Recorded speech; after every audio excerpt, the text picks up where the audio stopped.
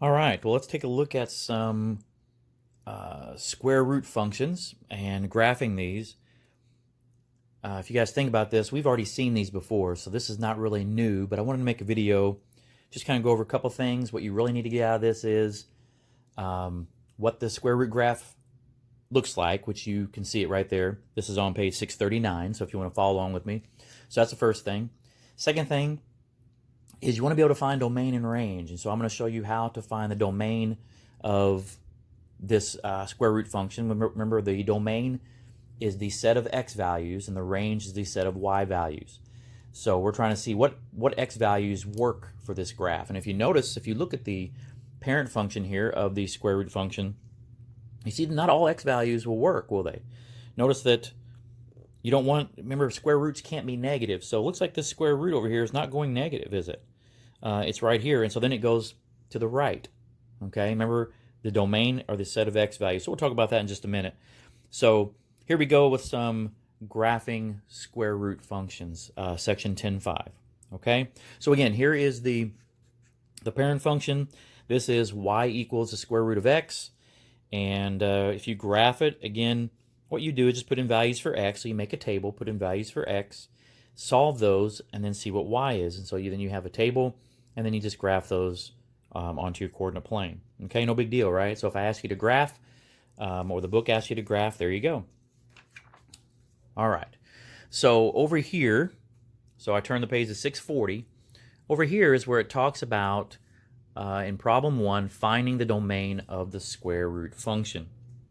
So let's follow along with what they did first, because at the very top, it says for real numbers, the value of the radicand again is the number underneath the radical, cannot be negative. And you guys know that. You can't have negative square roots, right? If you try putting a number that's negative and try to take the square root of it, it gives you error on your calculator, doesn't it? Okay. So the domain of the square root function is limited to values of x for which the radicand is greater than or equal to 0. So x doesn't have to be greater than or equal to 0, but whatever is underneath the radical, the radicand, has to be greater than or equal to 0. So notice what they do here then in problem 1. They say, what's the domain of the function y equals 2 times the square root of 3x minus 9? So the radicand is 3x minus 9. And so remember up here it said that 3x minus 9 has to be greater than 0 or equal to 0. So here's what they do then. Is they take the 3x minus 9, and they say that has to be greater than or equal to 0. So basically, they just pulled that out, set it greater than or equal to 0, and now they're going to solve. So they add 9 to both sides. 3x is greater than or equal to 9. They divide by 3. So therefore, the domain is x is any number greater than or equal to 3, and that's what it says here. The domain of the function is the set of real numbers greater than or equal to 3. So this got at problem 1 here. We would do the same thing. Okay, so let's see if I can do it right here while you're watching along here. The equation is y equals the square root of negative 2x plus 5. Well, we know that we want to find the domain, so we're going to take this part out. So we've got, yes, I'm using a pen. I always tell you guys, don't use pen.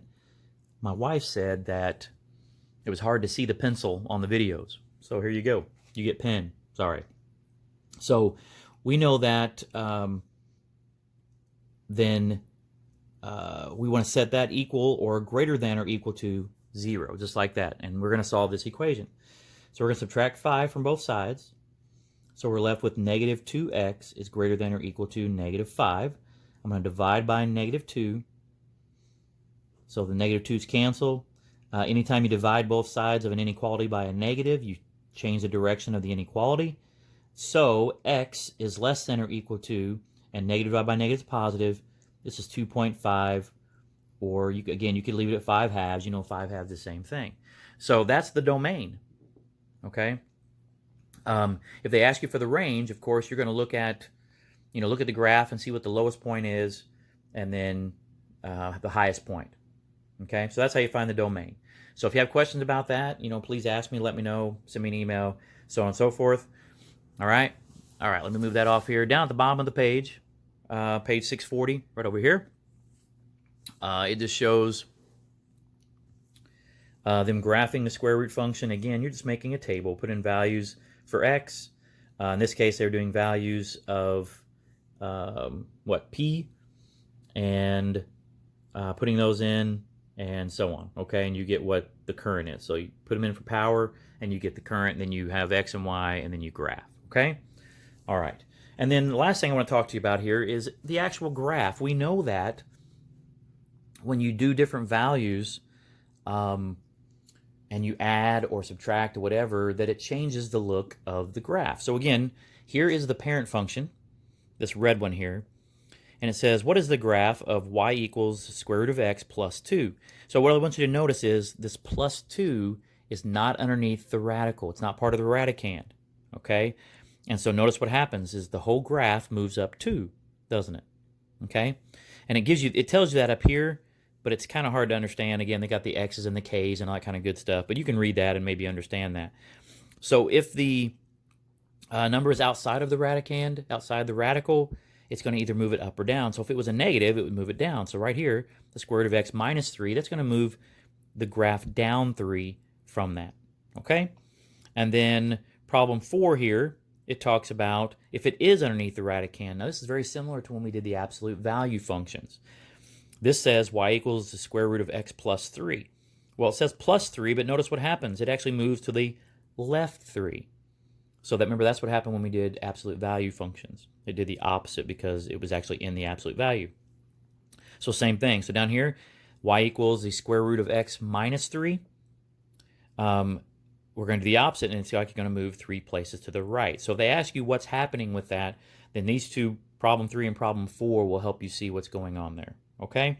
So when you're working on your assignment, again, you can check this video again and see what, if you need to go back over it and walk it through with me, or, you know, you've got other resources, and so on. Again, I appreciate you guys working so hard. Again, this is tough not being able to have me there to answer questions, but please feel free, if you have questions, to please ask those, and so on. Again, the assignment is on page 642, and that will be along with the email and a link to this video. All right? Thank you, 8th graders. See you later.